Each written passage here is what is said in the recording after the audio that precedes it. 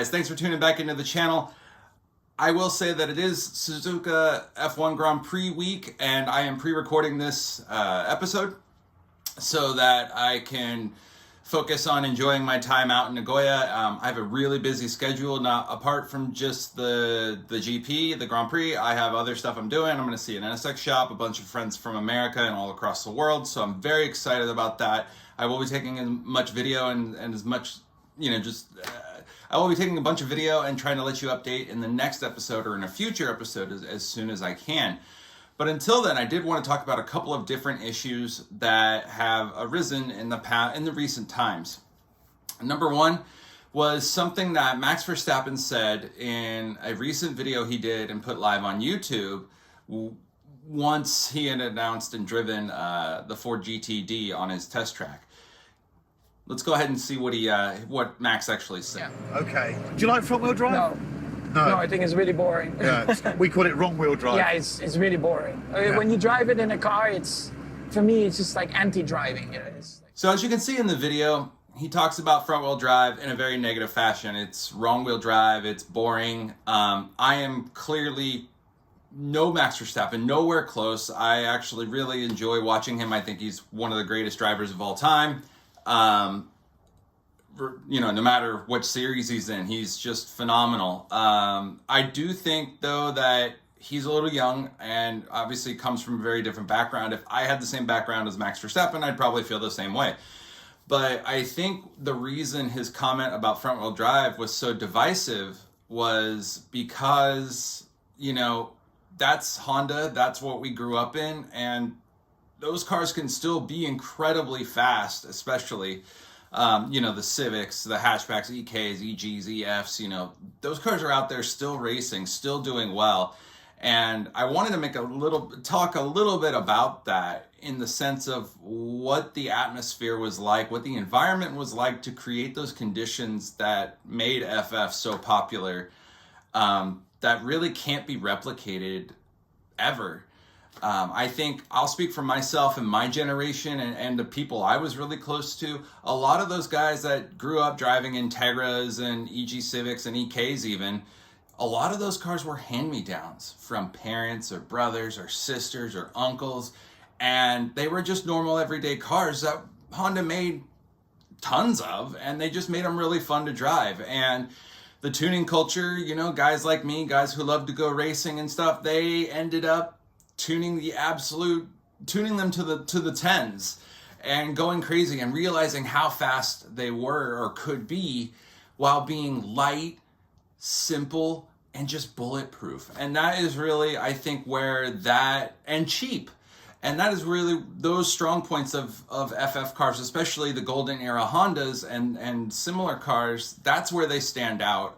If we don't have, former F1 champion, parents or a huge bankroll, the older Hondas, that's why we love them, is because, they were a really cheap entry to a really fun world, versus the all-wheel drives. And now if you look at FF, like a FL5 is close to 60,000 US MSRP, which is ridiculous in my opinion. That's just too expensive. But back then, and even after mods and everything, it was just so cheap, bang for your buck, to build an FF car. So I did want to talk about, I'm not disagreeing with him. I do believe that it's, not the best setup. I don't think anybody's here to argue that, but I will say definitely it is fun, it is fast, it is definitely worth investigating, especially if you don't have a huge bankroll. That's something I just kind of wanted to get off my chest and talk about. The next clip I'm going to be showing you is a clip I recorded while I was in Southern California a while ago, and actually a former customer of mine, well, I guess he's still a customer of mine lent me his car and I decided to do a little review on it. So let's go ahead and check that video out right now.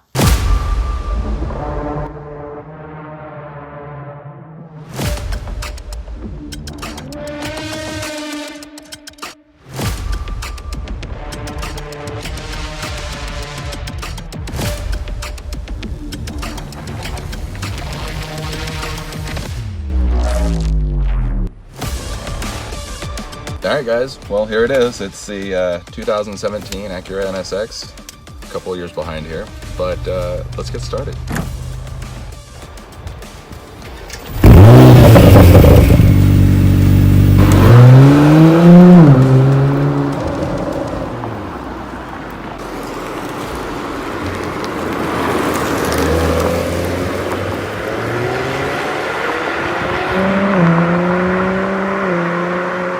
Now, first thing you notice getting into the 2017 NSX, that's major difference from the old one, for me, is visibility. Rear visibility, more importantly. And you just can't see anything out of the back. And that's kind of normal, to be honest with you, with today's supercars. And I'm not super upset about it. But it is something I wish Honda would have tried to eliminate a little bit more. The design of these flying buttress pieces is beautiful from the outside. Artistically, I love them, but it definitely is a blind spot. Now, this model is a beautiful Curva red. Not really particularly a big fan of red cars, to be honest with you, but it does look nice. It does pop, and it does fit the car. Unlike the original NSX, this car weighs quite a lot. It doesn't try to hide it. Curb weight is announced at 3,800 pounds, but I'll tell you, I've put a few miles on it, I've driven it, I've experienced it at the racetrack with the owner, and it definitely doesn't drive like almost 2 tons. It feels much more nimble than it gives credit for. And one thing I really enjoy, that if 18-year-old me heard this, he would kick my butt, is that I enjoy the quiet mode. I enjoy the sport mode exhaust, being able to switch on a dime. The electronic cutout is something I feel is very, very nice for a car of this standard, a supercar. I've tried to explain what this car is good for, who this car is good for, and I felt like this is a great car if you had to share your supercar. If you had to share your supercar with your wife or significant other, this would be the perfect one. Send them out, you leave it in the sport mode or even quiet mode, and it's going to do its job, and they're going to be able to do whatever it is they need to do safely. I mean, as much as you could liken a car to a video game, this is probably as close as we're getting for the price point. The price point on these is where most people say, whoa, 150,000 starting for an Acura. Now, yeah, that's a hard pill to swallow even for me. I don't have that kind of cash lying around, but I tell you, if I did, this is where I'd put my money.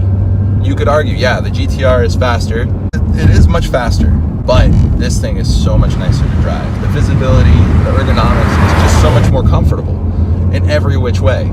It doesn't try to hide it either, and that's what's nice, is it's a comfortable car, and that's probably where the extra poundage comes from, and that's what makes this such I think, a really unique car, and in my opinion, it makes it a spiritual descendant. The original NSX was the new sports car experimental. This one, Honda has dubbed it the new sports car experience.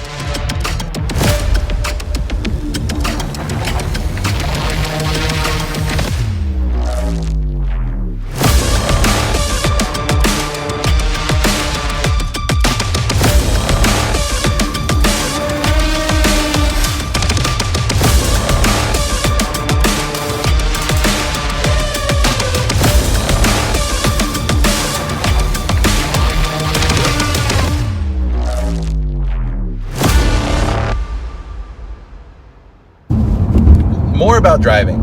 I've been driving and talking this entire time down a nice Southern California mountain road on a beautiful day, and I haven't had a single issue.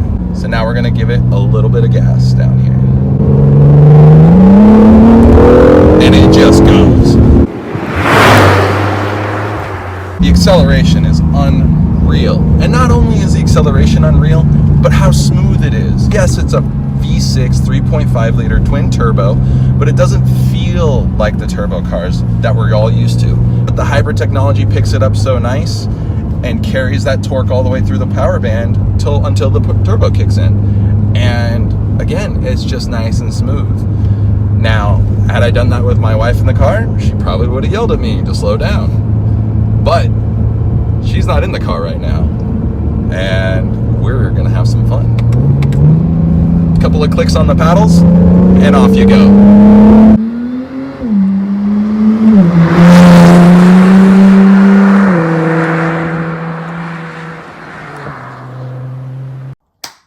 And this was before I even had a YouTube channel, so I'm actually, when I saw this footage and I looked back on it and I was reviewing it, I was actually quite impressed by it. I was like, wow, okay, I guess I've been kind of doing this video thing for a while. I was really happy with it.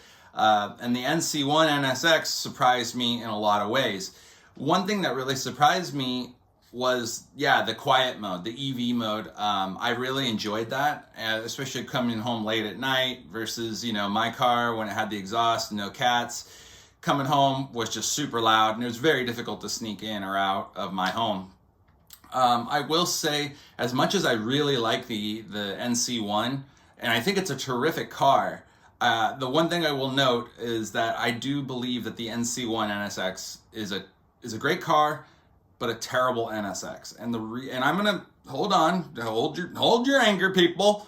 The reason I say that, and I will qualify that, is that it is a fantastic car. It's fun to drive, it's fast, it's comfortable. Visibility is so-so, but kind of to be expected in a modern supercar. However, you absolutely are completely disconnected from the road and any real feeling. It's steer by wire, brake by wire, throttle, you know, drive by wire. Everything is just completely separated, and it feels like you're in a total video game and simulator when you're driving one. So I really think that they are fantastic cars. Had Honda named it anything else, I would 1000% be behind it. And yeah, again, if the situation came to a point where I could only have one car between me and the missus, I think the NC1 is a really great car for that. But anyway, so that was kind of what I wanted to talk about with the NC1. It's a terrific car, terrible NSX. What do you guys think? Drop your comments down below. Let me know what you think. And I'm really excited. Another thing I did want to update the channel about is one of my last episodes, I showed me working on a lime green Honda Today over at RFY. I went back just recently and did some more work, so I have some video of that as well. So here that is. Finishing up that work.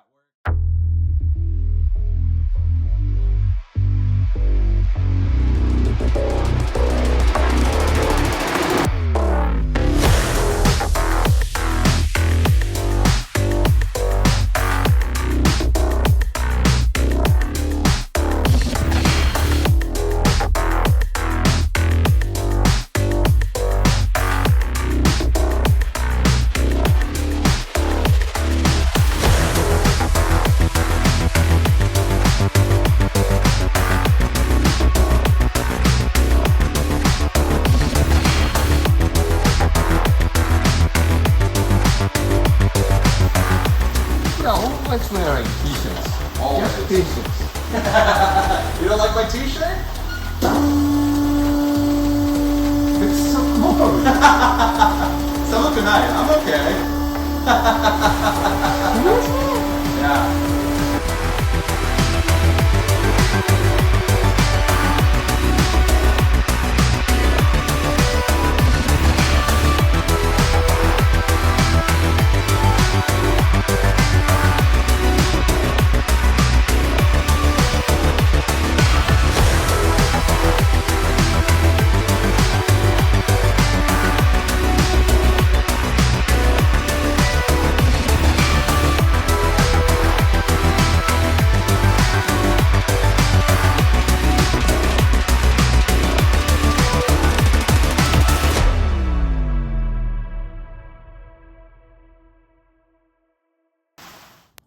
Finishing up that work, was really excited to finally get to the point of pulling that engine.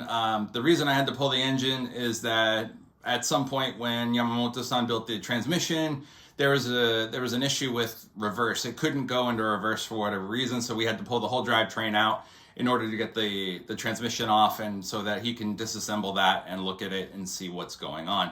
So I'm very excited to finally have that done. Now that lift is cleared. There's going to be more NSX work being done at RFY, both mine and his stuff. So I will definitely be updating the page as that happens. I should be going back to California very soon. There's a lot of work there that needs to be done. We have a lot of 90K, we have, I think, 2 90K services. I have some really, really big news to share once I get back. I'll wait to do that once I'm there. We also have motors to build, and my motor included. So I'm very excited about all this. Thank you guys for watching this episode. I know it's a little different than my normal ones, but I do appreciate you guys watching. Thank you again so much. If you liked this video, please like, comment, subscribe for future updates. Thank you again so much, and I will see you after Suzuka. All right, guys, bye.